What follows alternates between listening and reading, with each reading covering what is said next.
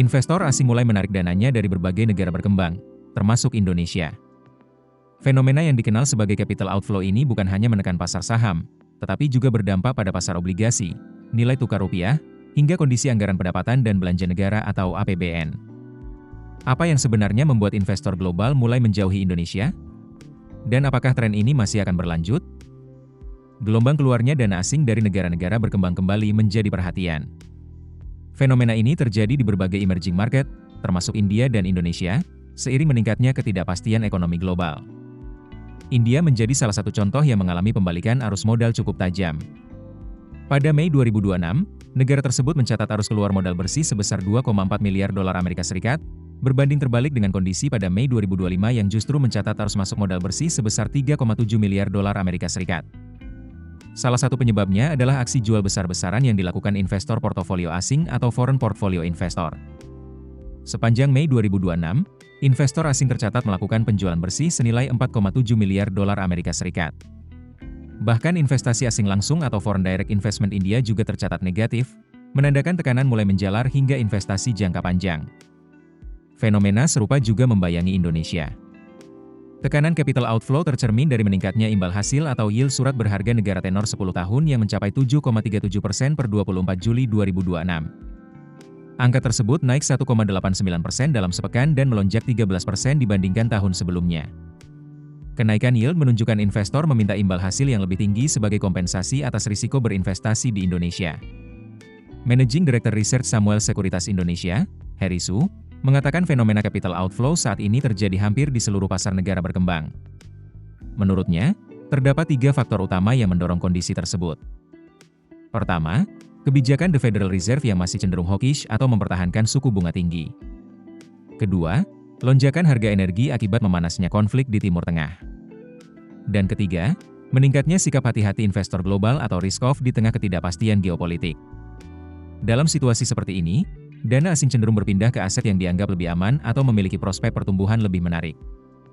Beberapa tujuan utama investasi global saat ini adalah pasar keuangan Amerika Serikat, sektor kecerdasan buatan atau artificial intelligence, infrastruktur digital, serta sektor energi dan komoditas. Heri memperkirakan tekanan capital outflow terhadap Indonesia masih berpotensi berlanjut dalam jangka pendek hingga menengah.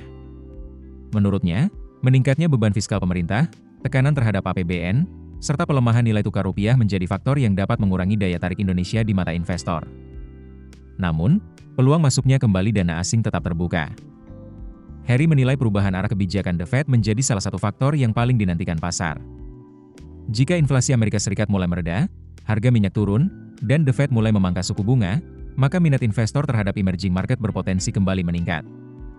Selain itu, meredanya konflik geopolitik juga dapat menurunkan premi risiko global dan meningkatkan kepercayaan investor.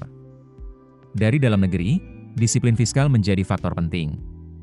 Pemerintah dinilai perlu menjaga defisit APBN, mengelola subsidi secara hati-hati, serta memenuhi berbagai standar tata kelola pasar modal agar kepercayaan investor kembali pulih. Sementara itu, pengamat pasar modal sekaligus co-founder pasar dana, Hans Kui, melihat fenomena ini dari sudut pandang yang berbeda.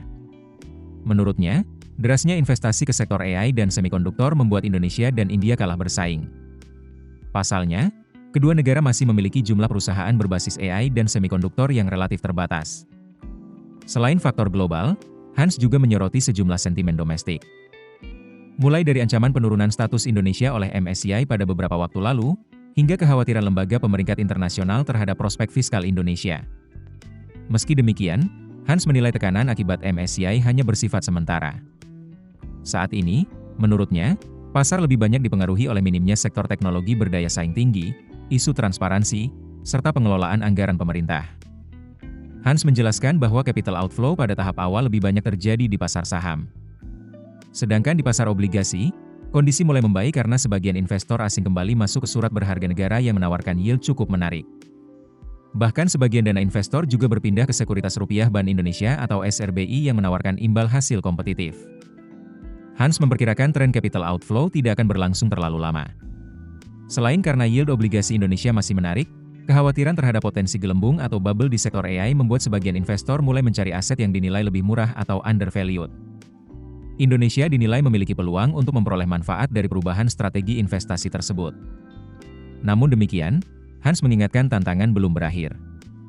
Memanasnya konflik Amerika Serikat dan Iran berpotensi mendorong kenaikan harga minyak dunia. Sebagai negara pengimpor minyak dan masih memberikan subsidi BBM, Indonesia menghadapi risiko meningkatnya beban subsidi energi, pelemahan rupiah, hingga pelebaran defisit anggaran. Menurut Hans, kondisi tersebut perlu diantisipasi melalui pengelolaan fiskal yang hati-hati, termasuk mengevaluasi belanja untuk berbagai program prioritas agar tetap menjaga kepercayaan investor terhadap perekonomian Indonesia. Lalu bagaimana menurut Anda? Apakah capital outflow ini hanya bersifat sementara, atau justru menjadi sinyal bahwa Indonesia harus segera memperkuat daya saing investasinya? Keputusan bisnis terbaik datang dari data, bukan tebakan. Mudah berlangganan Business Insight dengan subscribe with Google.